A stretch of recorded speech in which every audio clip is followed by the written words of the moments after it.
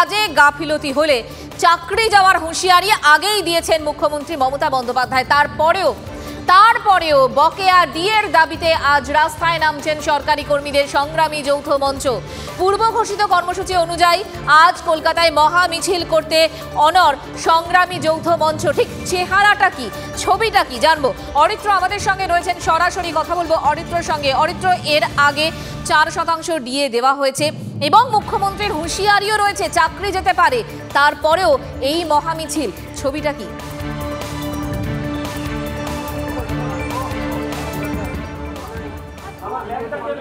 দেখো, আজ 19শে জানুয়ারি কলকাতার রাজপথে আবারও সংগ্রামী যৌথ মঞ্চ নামছে। বকেয়া ডিএ সহ একাধিক দাবি তাদের রয়েছে।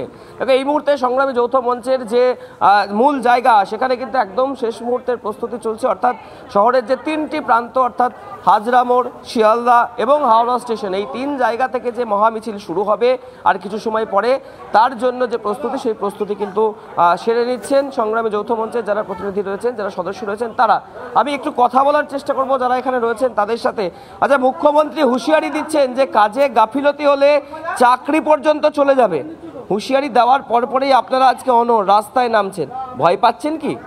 দেখুন, মুখ্যমন্ত্রী এক এক সময় এক এক রকম কথা বলেন। কোনো সময় বলেন আমার কর্মীরা কাজ করছে বলে রাজ্য এগিয়ে চলছে, আবার হঠাৎ করে একটা হুঁশিয়ারি দেন যে হুঁশিয়ারির কোনো ভিত্তি নেই, কারণ তিনি যে ধারাটার উল্লেখ করেছেন সেই ধারা কিন্তু কোনো সরকারি কর্মীদের ক্ষেত্রে খাটে না। সুতরাং এই হুঁশিয়ারিটা একটা ফাঁকা আওয়াজের বাইরে আর কিছুই নয়, এবং কোনো কর্মী এটাকে ভয় করছে না। প্রত্যেকে ন্যায্য দাবির জন্য রাস্তায় আজকে নামছে। অর্থাৎ তারা যেটা বলছেন, ভয় ডরহীনভাবে তারা আন্দোলন করবেন। এখানে খুব একটা গুরুত্বপূর্ণ ছবি আমি একটু দেখানোর চেষ্টা করব। যারা রয়েছেন মঞ্চের প্রতিনিধি, QR কোড রয়েছে এবং তারা আবেদন জানাচ্ছেন সংগ্রামী যৌথ মঞ্চের যে আন্দোলন, সেই আন্দোলনে সহায়তা করুন। অর্থাৎ রাজ্যের সমস্ত স্তরের মানুষকে, সাধারণ জনগণকে এই সংগ্রামী যৌথ মঞ্চের যে আন্দোলন বা যে অবস্থান, সেই অবস্থানে ডাকার জন্য আহ্বান জানাচ্ছেন। শুধু বকেয়া ডিএ নয়, একাধিক দাবি তাদের রয়েছে এবং তারা যেটা জানাচ্ছেন যে এ যাবৎ কালের মধ্যে যদি মুখ্যমন্ত্রী তাদের সাথে কোনোরূপ সাক্ষাৎ না করেন, তাহলে তারা আগামী দিনে আবারও অনশনে বসবেন। কথা বলার চেষ্টা করব, আরও বেশ কিছুজন রয়েছেন সংগ্রামী যৌথ মঞ্চের। আচ্ছা, আবারও তো আপনারা অনশনে যাবেন বলছেন, কবে থেকে শুরু করবেন, কি ভাবনা রয়েছে? দেখুন, আমরা প্রেস কনফারেন্সের মাধ্যমে জানিয়ে দিয়েছিলাম যে আজকে মহা মিছিল হবে এবং পশ্চিমবঙ্গ সরকারের যে সর্বময় কর্ত্রী মাননীয় মুখ্যমন্ত্রীকে আমরা আলটিমেটাম দিয়েছি আজ অবধি দেখা করার জন্য। আজকের দিনটা 19শে জানুয়ারি বেলা রাত 12টা পর্যন্ত আমরা অপেক্ষা করব। হয় মাননীয় মুখ্যমন্ত্রী অথবা পশ্চিমবঙ্গ সরকারের কোনো প্রতিনিধি আসবেন, এসে আমাদের সাথে আলোচনা করে বিষয়টা মিটিয়ে নেবেন। তা যদি না হয় তাহলে আগামীকাল সকাল থেকে আমরা আমরণ অনশনে বসতে বাধ্য হব এবং আগামী 29শে জানুয়ারি থেকে পশ্চিমবঙ্গের সমস্ত প্রান্তে প্রত্যেকটি সেক্টরে লাগাতার ধর্মঘট ডাকতে বাধ্য হব। অর্থাৎ তুমি বুঝতেই পারলে যে তারা ধর্মঘটের হুঁশিয়ারি দিচ্ছেন, তারা লাগাতার আন্দোলনের হুঁশিয়ারি দিচ্ছেন। পাশাপাশি আজকের যে মহা মিছিল রয়েছে, সেই মহা মিছিল থেকেও কিন্তু তারা আগামী আন্দোলনের বার্তা দেবেন। আমি আরেকটু কথা বলার চেষ্টা করি, সংগ্রামী যৌথ মঞ্চের আহ্বায়ক রয়েছেন। দেখো, দুপুর 12টা নাগাদ শহরের 3টি প্রান্ত, হাজরা মোড়, শিয়ালদা স্টেশন এবং হাওড়া স্টেশন থেকে 3টি মিছিল শুরু হবে। মিছিল এসে পৌঁছাবে এই শহীদ মিনারে এবং এখানেই তাদের যে সমাবেশ, সেই সমাবেশ হওয়ার পরিকল্পনা রয়েছে। আহ্বায়ক এই মঞ্চের ভাস্কর ঘোষ রয়েছেন, তার সাথে একটু কথা বলি। মুখ্যমন্ত্রী হুঁশিয়ারি দিচ্ছেন, তারপরে আজকের এই আন্দোলন, আগামী দিনে অনশনেও বসবেন। কতটা শক্ত আন্দোলন করতে শুরু করেছেন বা আগামী দিনে? তার হুমকির যে অসারতা, সেটাকেই হয়তো আজকের আন্দোলন প্রমাণ করে।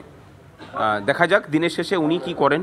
আমরা চাইবো যে উনি সমস্ত অহংকার ছেড়ে, ওনার জেদ ছেড়ে আমাদের সাথে আলোচনায় বসুন। আলোচনার মাধ্যমে সমস্যার সমাধান হয় না, গোটা পৃথিবীতে এরকম কোনো নজির নেই, কিন্তু আলোচনাটা হওয়া প্রয়োজন। বিগত 1 বছর ধরে উনি সময় পাননি, কিন্তু বিভিন্ন পার্কে, বিভিন্ন মেলায়, খেলায় আমাদের নিয়ে কথা বলেছেন। আমরা চাই যে কর্মচারীদের বিষয়, রাজ্যের বেকার ছেলে মেয়েদের সমস্যার বিষয় অফিসিয়ালি কথাবার্তা বলুন, এইভাবে ছুঁড়ে ছুঁড়ে কথাবার্তা না বলে।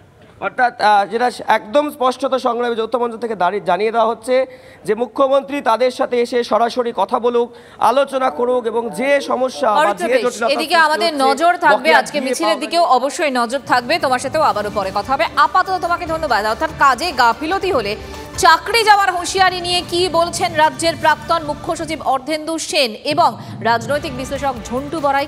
একদা রাজ্য প্রশাসনের একেবারে শীর্ষস্তরে থাকা এই আমলার পাল্টা প্রশ্ন, আইনের কোন ধারায় এমন হুঁশিয়ারি তা তার জানা নেই। আর ঝন্টু বড়াইকে দাবি, কেন্দ্রীয় আইন তাদের আইএএস, আইপিএস এবং গ্রুপ সি কর্মীদের জন্য, কিন্তু কেন্দ্রের আইন কোনো শাস্তিমূলক পদক্ষেপ নয়। কোনো কর্মীকে বরখাস্তের অনুমতি কেন্দ্রের আইনে দেওয়া হয়নি।